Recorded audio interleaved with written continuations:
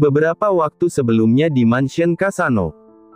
Setelah selesai berganti pakaian dengan dress biru toska selutut, Sheva keluar dari kamarnya untuk segera ikut sang suami melihat mansion yang dihadiahkan sebagai mahar untuknya. Memakai kalung yang berliontin gantungan kunci berbentuk kucing yang juga merupakan hadiah ulang tahun dari Atshan, senyum merekah tak lepas dari wajah Sheva Zehra. Suasana hatinya kini tak terlukiskan. Ia bahagia dan haru di saat bersamaan. Sejak bayi, ia mungkin memang sudah dikaitkan dengan keluarga Lubis yang memiliki kebaikan luar biasa. Mereka tak pernah memandang orang dari banyak sedikitnya harta atau asal-usulnya.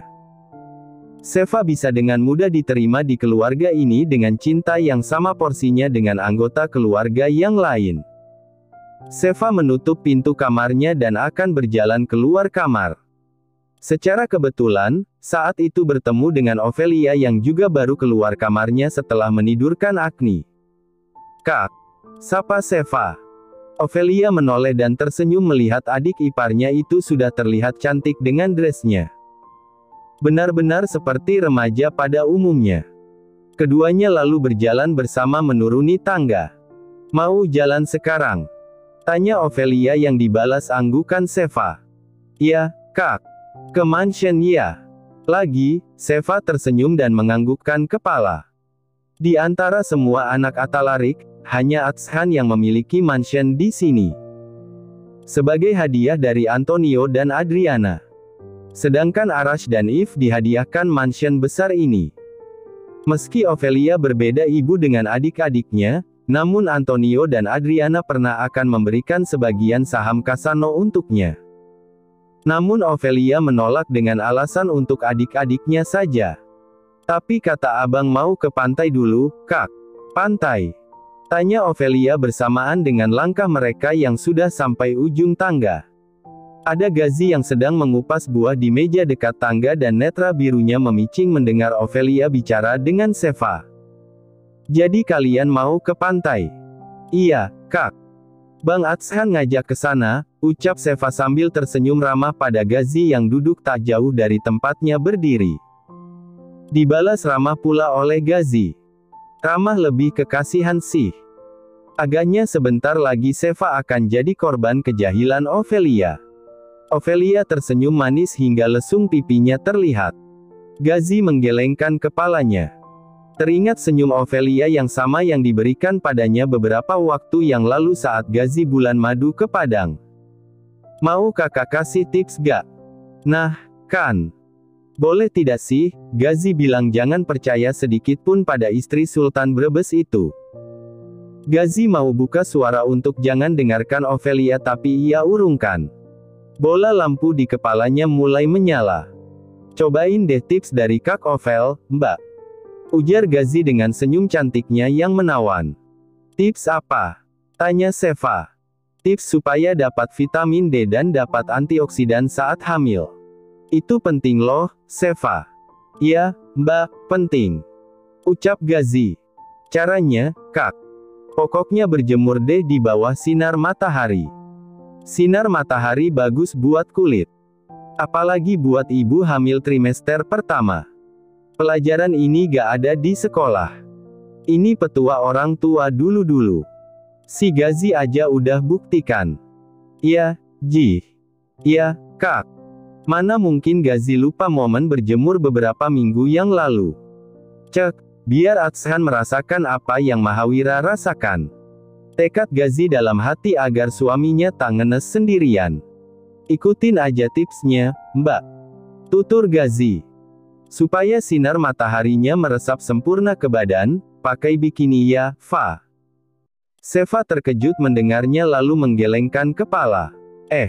Jangan malu. Pasti naik kapal pesiar kan?" "Kakak tahu, Nono punya itu dan Atshan pasti pakai buat liburan kalian. Biasanya privat. Cuma kalian berdua. Nahoda hanya akan ada di tempatnya.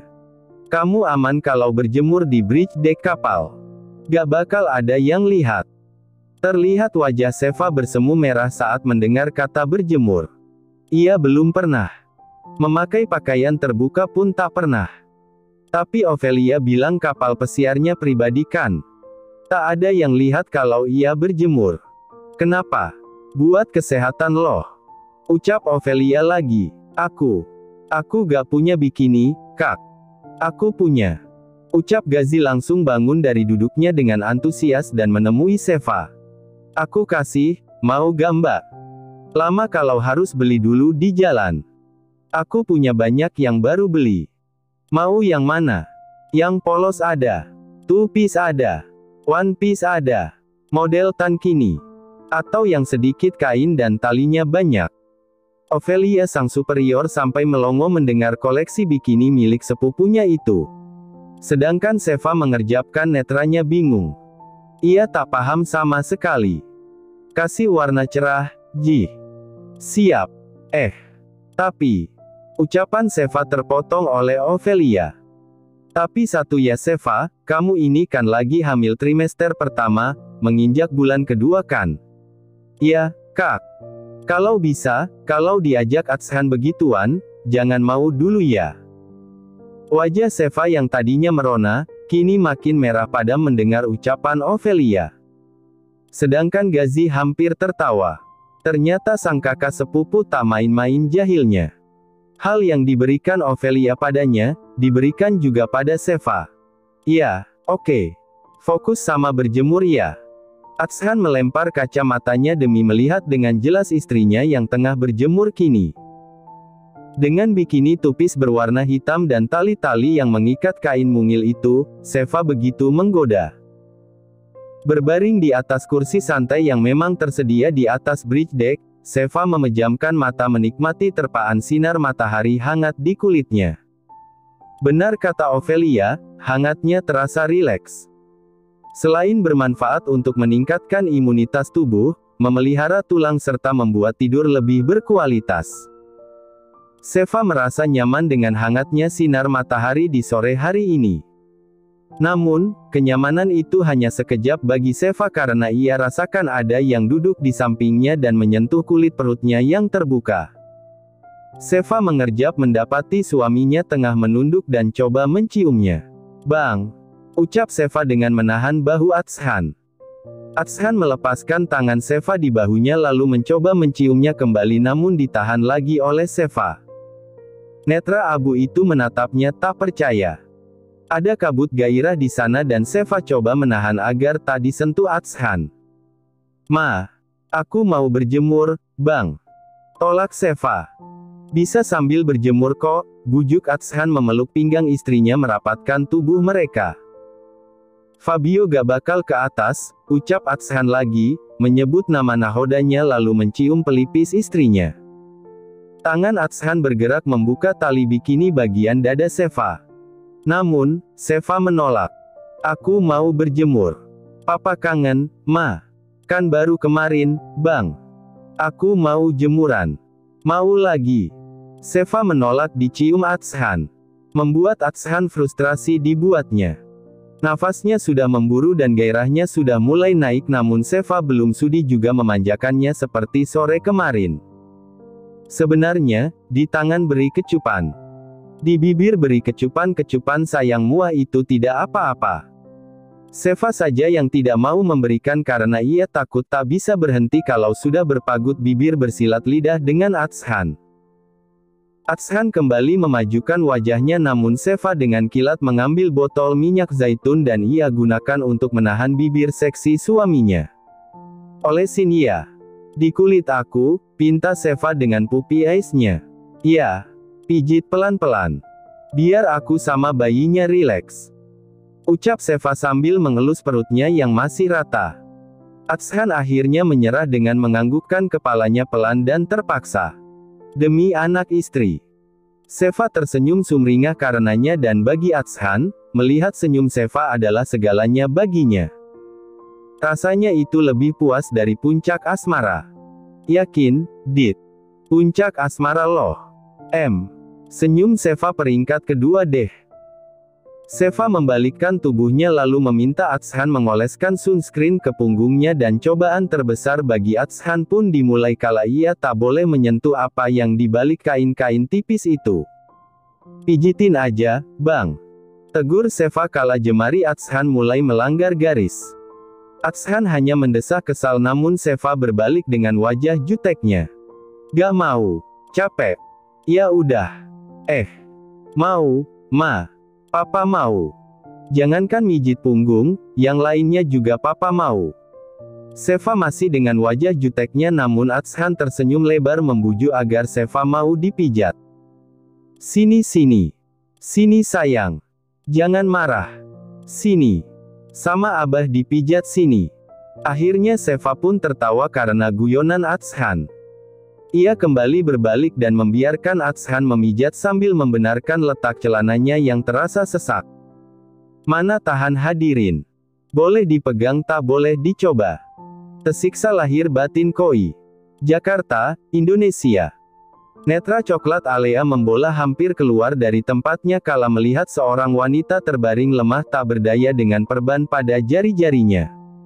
Tante! Jeritnya sambil berlari menuju ranjang Hilda yang baru saja terbangun dan membuka matanya. Sedangkan Narendra melihat dari ambang pintu rumah sakit Lubis ini. Tante! Kenapa Tante begini? Siapa yang perlakukan Tante kayak gini? Siapa? Hilda menangis dengan wajah merah menyala penuh amarah. Atalarik, Atalarik. Viana. Ucap Hilda terbata. Alea terkejut tak menyangka. Dua nama itu dikenalnya sebagai orang tua Atshan. Dua orang itu juga yang ternyata melakukan ini semua pada tantenya. Atalarik. Viana. Atshan. Aku balas kalian. Pintu mansion terbuka. Setelah melepas penat dengan berlayar sebentar di lepas pantai, malamnya, Atshan dan Seva sampai di mansion. Seva mengedarkan pandangannya melihat megahnya bangunan yang dijadikan Atshan sebagai mahar untuknya ini. Mansion 3 lantai berwarna gading mendominasi setiap bagian. Terdapat 2 buah kolam renang, satu berada di luar rumah pada tempat mereka memarkirkan mobil tadi. Satu lagi, ada di lantai 2 mansion ini. Di mana Atshan sengaja mendesain kolam di dalam ruangan. Agar masih bisa berenang kala hujan. Ruangan olahraga, 8 buah kamar tidur dan 10 kamar mandi, juga landasan helipad di bagian paling atas mansion. Berbeda dengan mansion milik keluarga Kasano yang klasik dan memang peninggalan leluhurnya, mansion ini bergaya Victorian. Dengan tak meninggalkan sentuhan negeri legenda sepak bola Paolo Maldini itu. Marmer ini Mama yang pilih. Mama suka 12 jenis marmer Italia yang kemudian dipakai memenuhi 3 lantai di sini. Warna putih bercorak coklat tua menunjukkan betapa tinggi kelas lantai yang dipijak Seva, bahkan ia bisa bercermin di lantainya. Tak henti ia berdecak kagum akan interior mewah yang sudah terlihat dari lantai 1. Beberapa perabot masih tertutup kain putih agar tak rusak. Meski setiap 3 hari sekali, akan ada pelayan yang datang membersihkan rumah ini. Ayo kita ke ruang tengah, ajak Atshan pada istrinya. Dengan menggenggam tangannya. Di ruang tengah, berbagai furnitur menghiasi bangunan. 2 kursi bersandaran tinggi, mengapit meja di depan perapian yang indah. Sedangkan cermin dengan desain Eji menghiasi bagian atas perapian. Kalau musim salju datang, kita bisa duduk di sini, tunjuk Atshan sambil tersenyum pada 2 buah kursi saling berhadapan di dekat perapian itu. Sambil minum teh, saling memandang. Saling bercerita. Netra Seva tak terasa berkaca mendengar suaminya itu. Atshan kembali melanjutkan ucapannya. Kita akan duduk di sini sambil mengawasi anak-anak yang berlarian di sana, ujarnya menunjuk ke ruangan keluarga yang begitu luas. Dengan karpet bulu yang tebal, TV besar 80 inch yang bisa naik turun dilengkapi home theater. Sofa melingkar yang mewah dan lampu gantung bergaya klasik di langit-langitnya. Mama suka. Ada yang mau ditambahkan? Tanya Atshan. Gimana kalau kita tanam pohon palem? Di depan mansion. Yang sebelum tempat parkir, Ma. Gimana? Suka gak? Seva tak menjawab pertanyaan suaminya. Ia malah menangis. Atshan terkejut ketika istrinya menangis. Ma, kenapa nangis? Papa salah bicara ya? Atshan bingung kini. Yang hajatnya tak kesampaian kan dirinya. Kenapa istrinya yang menangis? Harusnya dia dong. Atshan membawa istrinya untuk duduk di sofa yang sebelumnya sudah dia sibak dari kain penutup. Keduanya duduk berdampingan. Atshan menangkup kedua sisi wajah Seva agar menghadapnya dan kedua netra mereka bertemu. Sayang, kenapa? Dengan suara terisak, Seva menjawab suaminya, rumah ini. Rumah ini. Seva tak melanjutkan ucapannya. Karena tak sanggup. Atshan tersenyum. Istrinya pasti terharu karena mendapatkan mansion ini. Seva Zehra yang sederhana nan polos selalu lupa kalau dia istri siapa. Seharusnya, kemewahan ini tak lagi membuatnya kaget. Seharusnya Seva sudah terbiasa dan membiasakan dirinya sebagai istri Atshan. Tapi Seva tetaplah Seva dengan kesederhanaannya. Sayang, jangan nangis. Kamu terharu ya? Kayaknya memang kita jodoh dari awal, sayang. Buktinya kalung ini, ucap Atshan menyentuh kalung yang dipakai Seva. Sama rumah ini udah didesain sebagai kado ulang tahun sama mahar kamu. Iya kan? Seva menggelengkan kepalanya. Atshan terkejut. Bukan karena itu Seva menangis haru. Lalu apa? Mama nangis kenapa? Seva pun akhirnya menjawab pertanyaan suaminya sambil terisak. Aku nangis karena rumah ini tadinya buat tinggal abang sama Alea kan? Terus karena abang gak punya uang buat mahar pas nikah, jadinya rumah ini yang dikasih. Iya kan? Rahang Atshan hampir terjatuh karena kaget dengan jawaban istrinya. Bisa-bisanya dia membahas nama perempuan lain di saat momen romantis seperti ini. Bahkan Atshan lupa dengan nama Alea. Setiap hari, setiap waktu dan setiap detik yang pria itu pikirkan adalah istrinya. Ini pasti rumah impian abang sama Alea kan? Abang udah punya rumah sebelum Meme PPH. Seva kewalahan saat Atshan menciumnya dalam dan sedikit kasar. Ia mencengkeram erat ke meja suaminya kala Atshan merebahkannya di atas sofa dengan tubuh yang Atshan tahan agar tak menekan perut istrinya. Seva memukul kencang baru suaminya kala dia sudah kehabisan nafas.